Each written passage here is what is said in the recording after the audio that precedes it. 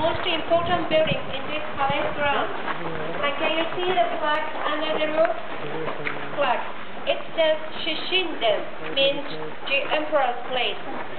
This ceremonial hall was mainly used for the enthronement ceremony, coronation of the emperor. In this building, because this building was also rebuilt 150 years ago, so in this building, 3 emperors were enthroned. Emperor Meiji, Emperor Taisho, and also Emperor Showa's ceremonies were taking place here. Can you see the bottom part of the throne inside the building? If you have this brochure, please take a look.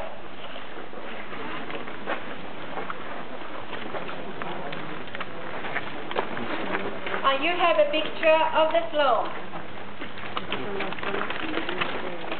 It's pretty big, 7 meters high, 8 tons weight. On his left, this side, on his left is another throne for the empress.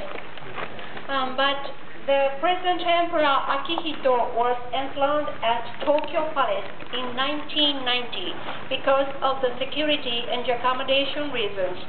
So these 2 thrones were taken apart into pieces and brought to Tokyo Palace by helicopter.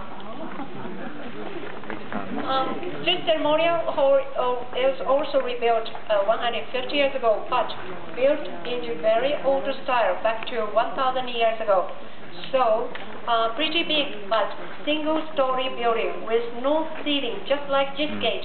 You can see the framework under the roof. No ceiling, no tatami mat, and one more thing. Please take a look at the black and white latticed doors. Can you see that?